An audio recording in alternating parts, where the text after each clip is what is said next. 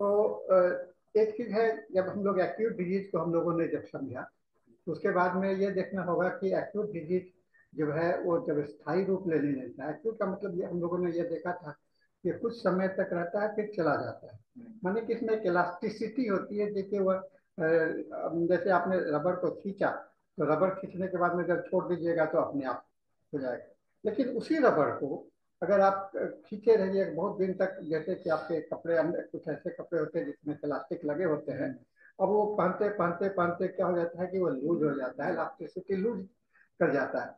जब elasticity loose कर जाता है तो क्या हो जाता है, स्थायी रूप से वो ले लेता है ना। तो क्रॉनिक का मतलब डॉक्टर हेनीमैन ने जो बताया कि जब टेंडेंसी है, एक अवस्था होता है जबकि आप उसमें स्थायी रूप लेना शुरू कर देते हैं।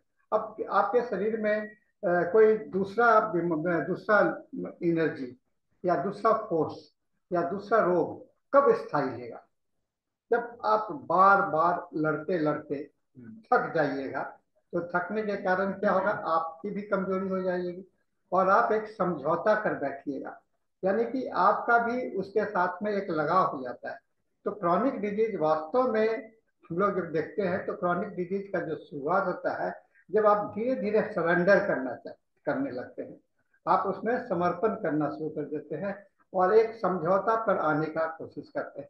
पहले तो आपने प्रतिकार किया, आपने उसको नहीं आने देने का कोशिश किया, बाद में आपको जब वो लगा कि अब नहीं ठीक होगा तो चलो इसके साथ में समझौता करो। ऐसा हम लोग समाज में भी देखते हैं कि समझौता एक नीति होता है जिसके तहत हम लोग दोनों को एक साथ साथ जीना चाहते हैं।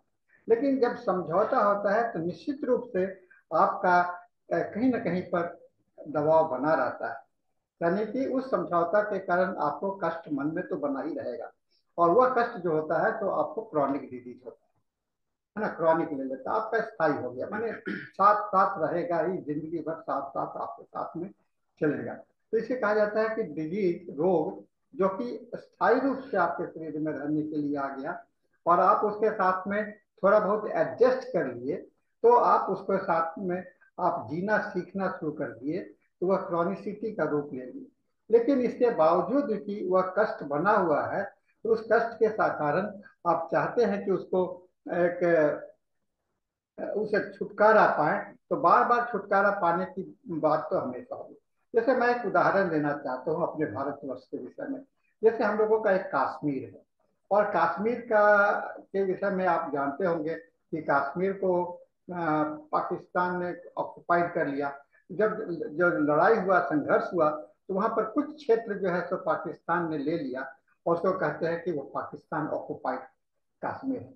और आज हर एक भारतीय के मन में भी यह बात होती है कि वह कश्मीर का हिस्सा मेरा भाग मेरा बन जाएगा, और हर एक कश्मीरी के मन में भी होता है कि वह कश्मीर पूरा हो जाए। इसको कहते हैं कि एक क्रॉनिसिटी का स्टेज ले लिया।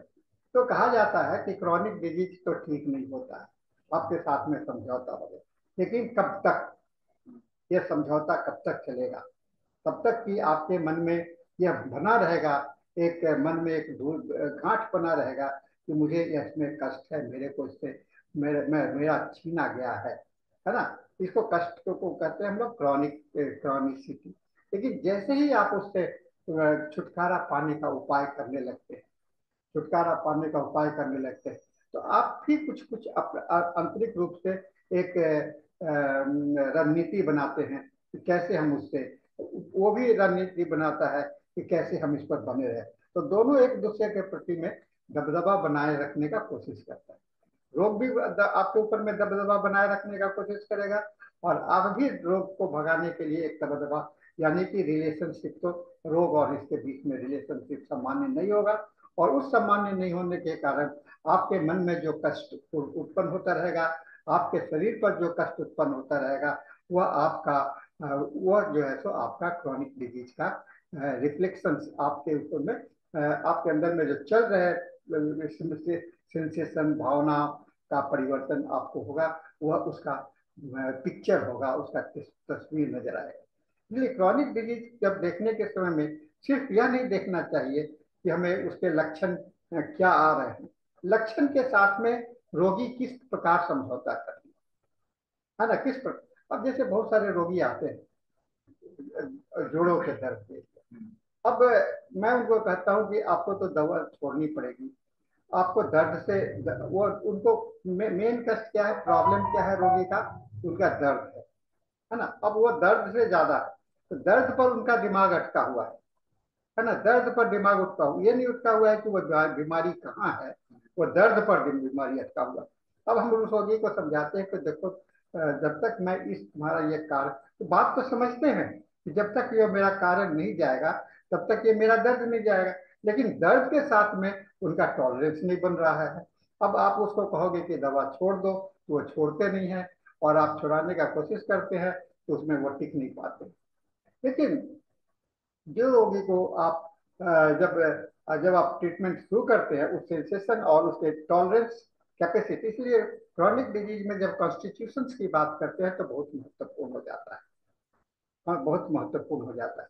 रोग का मतलब ही होता है, रोग का मतलब ही होता है कि आपके जीवन में दो भाग हो गया, एक भाग आपको और दूसरा भाग आपका रोग है, ठीक है ना। ये रोग का मतलब हो गया कि आप एक आदमी नहीं हो, आप दो आदमी हो, और दोनों के कारण जो रिजल्टेंट सिम्टम्स आ रहा है वह आपका प्रेजेंट कॉन्स्टिट्यूशन है।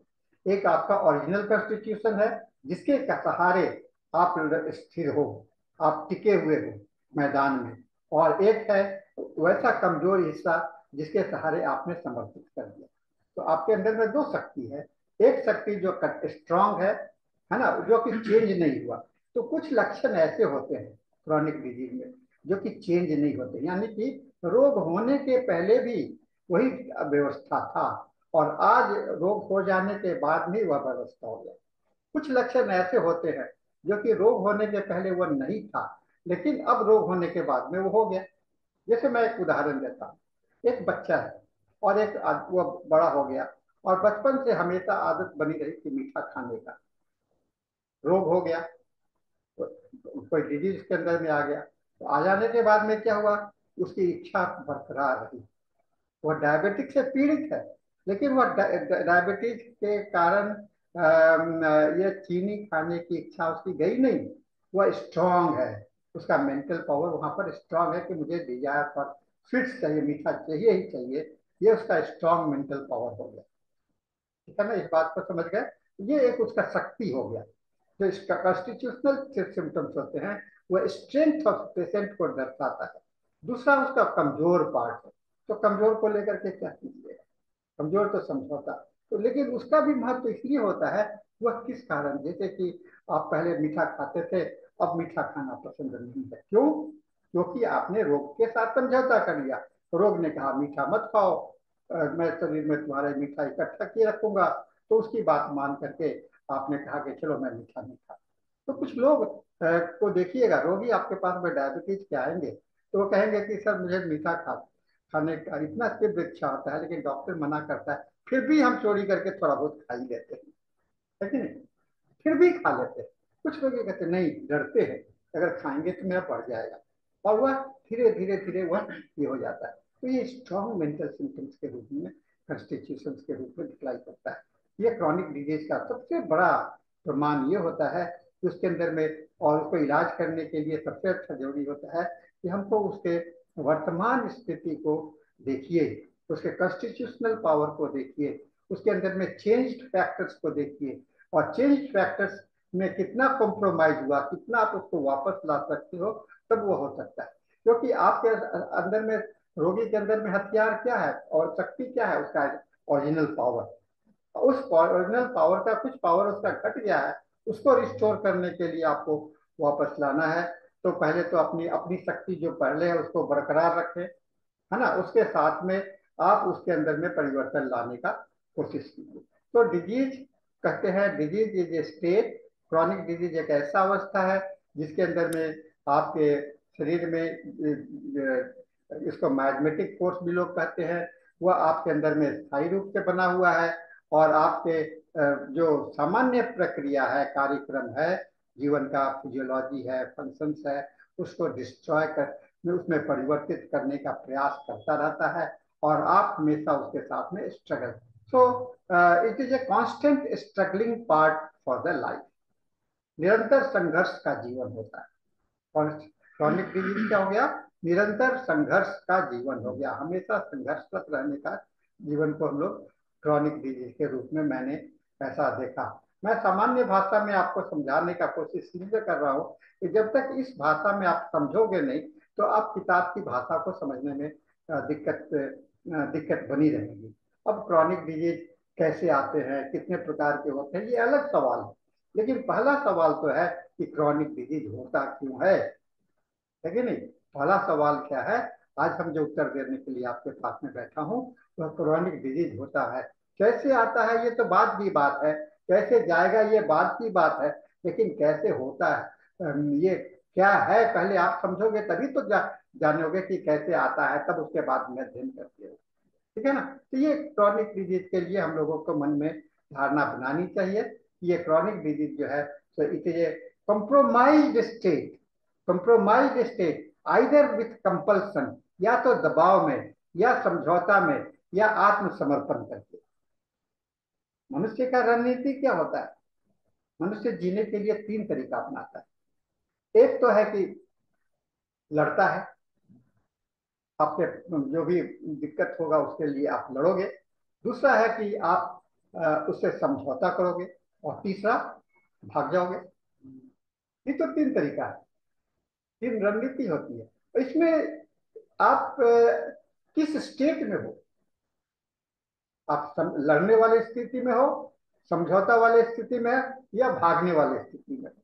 तो रोगी को इसमें से पहचानने का कोशिश करना चाहिए, ये रोगी लड़ने वाला है कि नहीं है ना? जब आप रोगी का इलाज करेंगे तो उनका काउंसलिंग करना जरूरी होता है। उसको देखना, हिस्ट्री के समय में आपको पता चल जाएगा ये रोगी जो है सो लड़ाकू है, लड़ेगा, रोग के साथ में लड़ेगा, हम जो दवा देंगे तो हमारे दवा का ये साथ देगा, है ना? आप मदद किसी को करने जाओगे तो मदद आप मान लो कि मैं आपको मदद के लिए बुलाया, आप मेरे पास में, मेरे घर में कुछ घटना घटी तो आपको मैंने बुलाया, और मैं जब आप आए मेरे को मदद देने के लिए, दवा के रूप में आप आए, जब दवा के रूप में आए मदद करने के लिए और मैं ही भाग जाऊं तो फिर क्या हो जाएगा? आप क्या कर सकोगे? बाहरी शक्ति है, आप भी छोड़ के भाग जाओगे तो दवा आपका काम नहीं करेगा, है ना? तो एक हमको ये पहचाननी होगी। फिर वो है कि फिर समझौता करके फिर लड़ने पे चला जाएगा, है ना? या नहीं तो वह भाग जाएगा, तो वहां पर वह काम नहीं करेगा। इसीलिए मेंटल ये सॉरी उसके कॉन्स्टिट्यूशनल सिम्टम्स का स्ट्रेंथ को जानना, इसलिए सबसे प्राइमरी हम लोगों के बात होता है कि हम लोग क्रॉनिक डिजीज के साथ में कैसे कॉन्स्टिट्यूशनल सिम्टम्स को पहचाने। कॉन्स्टिट्यूशनल सिम्टम्स क्या होता है? जिसके विधान में बने, कॉन्स्टिट्यूशन का मतलब होता है संविधान, विधान, है ना? ये नहीं कि शरीर मोटा है, पतला है, दुबला है ना, लंबे हो पतले हो, ऐसे नहीं। शरीर का विधान क्या है? विधान क्या होता है? एक लॉ होता है जिसके रेगुलेशंस कहते हैं, जैसे भारत का संविधान है ना? भारत का संविधान है, कश्मीर से कन्याकुमारी तक भारत में एक ही कानून चलता है, एक ही कॉन्स्टिट्यूशन लागू होता है, चाहे वहां पर परिस्थिति क्या है ना? कश्मीरी लोग कैसे हैं, बिहार के लोग कैसे हैं, पंजाब के लोग कैसे हैं, कन्याकुमारी के लोग कैसे हैं, सबका कॉन्स्टिट्यूशन अलग है, शारीरिक बनावट अलग है, रंग रूप अलग है, लेकिन उसके अंदर में एक जनरल कॉन्स्टिट्यूशन है, जनरल ये है। तो उसी को कॉन्स्टिट्यूशन कहते हैं। वो होता है गाइडिंग प्रिंसिपल्स, ये जिसके अंदर में, जिस रेगुलेशन के तहत आप अपने आप को भारतीय कह सकते हो, जिस रेगुलेशन के तहत तहत आप कह सकते हैं कि मैं हूं, है ना, उसको कॉन्स्टिट्यूशन कहते हैं। इसलिए कहते हैं कि which governs whole of your life, आपका गवर्निंग प्रिंसिपल्स, जिसके कारण आपका जीवन संचालित होता है।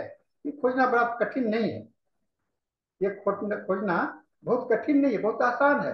रोगी आपके सामने में आएगा कि, और हम लोग इसको कई एक तरह से मेजरमेंट खोजने का तरीका हम लोगों ने सोचा है अपने अपने ढंग से। तो ये सोचते हैं हम लोग कि मैं भूखा हूं, मैं कष्ट में हूं, मैं, मेरा शरीर नहीं, मैं, जब मैं की बात आती है तो उसको हम लोग कहते हैं, या ये जो है सो जनरल सिम्टम्स हो गया, यानी कॉन्स्टिट्यूशनल पैटर्न। मैं, जो मैं मतलब पूरे को, आप अपने को नहीं, मैं अब लेकिन जब हाथ की बात करते हो तो क्या कहते हो? मेरा हाथ है, मेरा सर है।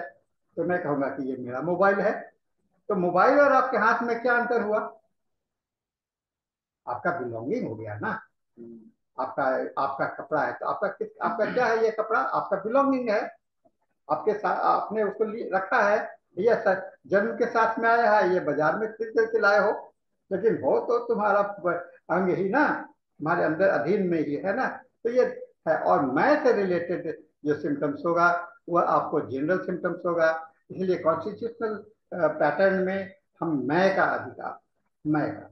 दूसरा होता है कि the patient as a whole, क्या फीलिंग्स होता है पेशेंट एज ए होल।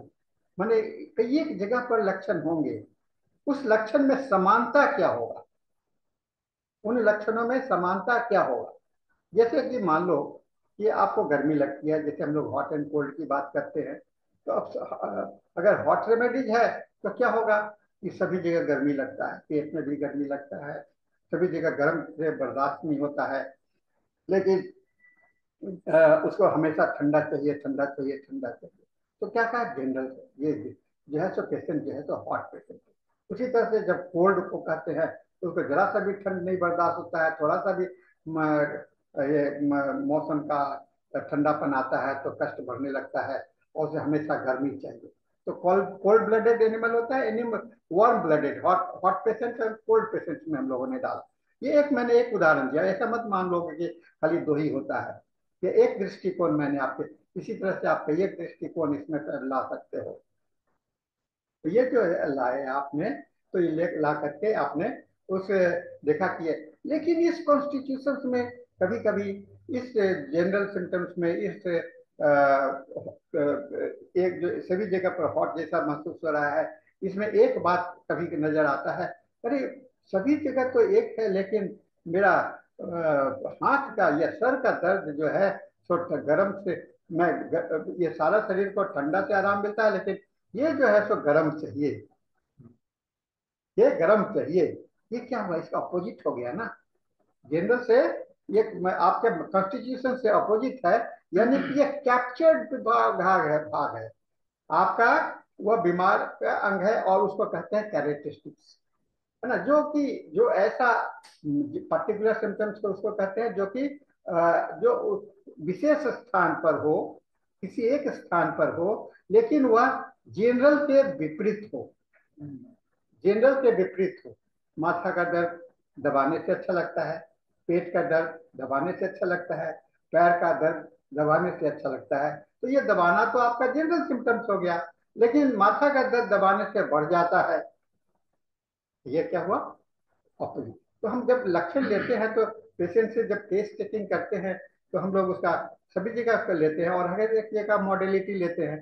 तो पहले तो एक जब सभी मॉडलिटीज को आप कंपेयर करोगे तो आप देखोगे कि एक मॉडलिटी जो निकल करके आया वह आपका जनरल मॉडलिटी है, और एक जो है तो पर्टिकुलर मॉडलिटी। आप किसकी प्राथमिकता देंगे? प्राथमिकता देंगे पर्टिकुलर मॉडलिटीज की, क्योंकि वह विपरीत है, जनरल से विपरीत है, इसीलिए यहाँ पर इसका भी महत्व बढ़ जाता है। इसलिए पर्टिकुलर सिम्टम्स और जनरल सिम्टम्स का जो रिलेशनशिप है आपसी, वह बदल जाता है, उसका होता है। और उसको यानी कि कहने का मतलब ये है कि जब आपको इस तरह के लक्षण मिलते हैं, a patient is a hot patient but he likes the warm application on his head, this become the complete sense of the hot, है ना। हॉट पेशेंट कहने का मतलब क्या हुआ? एक हॉट रोगी है ना, हॉट रोगी है, लेकिन उसका पेट का दर्द जो है तो गर्म से ही आराम मिलता है, तो वह हॉट पेशेंट के अंदर में उसका आपके लिए बहुत ही महत्वपूर्ण हो जाता है। लेकिन पेट का दर्द भी गर्म से ठंडा से आराम मिलता है, तब इसका इंपॉर्टेंस नहीं रहता। लेकिन ये आप तो लेते ही हो, लेकिन इसके साथ में उसको एलिमिनेट करने के लिए आप उसको लोगे तो आप पेशेंट के नजदीक में, आखिर हम लोगों का क्या काम होता है? Patient who is patient, patient क्या कौन है? ये तो मैं शारीरिक तो मैं कह रहा था कि हम लोग को इस तरह के जनरल सिम्टम्स और पर्टिकुलर सिम्टम्स को देखेंगे। तो अब मानसिक लक्षण में भी ले लो, मानसिक लक्षण भी ले लो। अब जितने मन क्या होता है, मन को कहते हैं direct representation of the vital life. आपका जो प्रतिनिधि है, जिसको कहते हैं कि डायरेक्ट प्रतिनिधि, या कहते हैं कि प्राइम मिनिस्टर, है ना, कौन हुआ? आपके देश का प्राइम मिनिस्टर है। उसी तरह से आपके जीवन का प्राइम मिनिस्टर माइंड। माइंड जो है सो डायरेक्ट रिप्रेजेंटेटिव वाइटल प्रिंसिपल होता है। और माइंड के भी तीन अंग हो जाते हैं। एक होता है माइंड जो होता है, जो कि ओरिजिनल माइंड है, जिसको कि इमोशंस कहते हैं, भावनाएं, है ना। दूसरा होता है उसका आप बाहर से जो ले आते हो, बाहर से ले आते हो, जैसे रोग भी ले आते हो ना बाहर से, उसी तरह से बाहर से बुद्धि भी ले आते हो, बाहर से खाना भी ले आते हो। तो जो अडॉप्ट करते हो वह आपका इंटेलेक्ट पार्ट लेता है। माइंड्स में पढ़ते हो, पढ़ने के बाद में बुद्धि आया ना आपको, तो आप डॉक्टर बनने लगे, आप इंजीनियर बनने लगे, तो यह इंटेलेक्ट आया। और इस इंटेलेक्ट और माइंड, इंटेलेक्ट और भावना के कारण, इमोशंस के कारण आपके मन में एक इच्छाएं जागृत होती हैं। मुझे ये कर लेना चाहिए, मुझे ये नहीं लेना चाहिए, मुझे ये करना चाहिए। तो तीन मुख्य माइंड के अंग होते हैं, कहते हैं इमोशंस, इंटेलेक्ट एंड विल्स। अब इसमें भी आपको वही चीज को देखना है। इमोशंस क्या है? यह बहुत ही सिंपैथेटिक आदमी है, बहुत ही दयालु प्रकृति का आदमी है, लेकिन जब से बीमार पड़ा है तब से बड़ा क्रूएल हो गया। ये इसका जनरल कॉन्स्टिट्यूशन में, मेंटल कॉन्स्टिट्यूशन, ये सिम्टम्स बहुत इंपॉर्टेंट हो जाएगा। दोनों सिम्टम्स इंपॉर्टेंट है, लेकिन इंपॉर्टेंस क्या हो गया? एक दयालु व्यक्ति बीमार पड़ने के बाद में निर्दयी बन गया। एक बहुत ही शांत प्रकृति का आदमी बीमार पड़ने के बाद में क्रोधी बन गया। एक नहीं डरने वाला आदमी बीमार पड़ने के बाद में डरने लगा। ये कैसे करके लेक्चर को कंप्लीट करो। ऐसे डरता है ऐसे नहीं करोगे कि भूत से डरता है, बिल्ली से डरता है, चूहा से डरता है, सीधे पूछ लेते हैं। लेकिन ये देखो कि वो पहले डरता था कि नहीं। अगर डरता नहीं था और अब डरने लगा है, तो निश्चित रूप से नया लक्षण हो गया ना। इसको हम लोग को ध्यान में रखना चाहिए। और ये मैं समझता हूँ कि आज के लिए हम लोग इतना रखते हैं। इस पर फिर और चिंतन करते रहिए, और फिर हम अगले सेशन में फिर इसको कंप्लीट करेंगे। ठीक है, थैंक यू।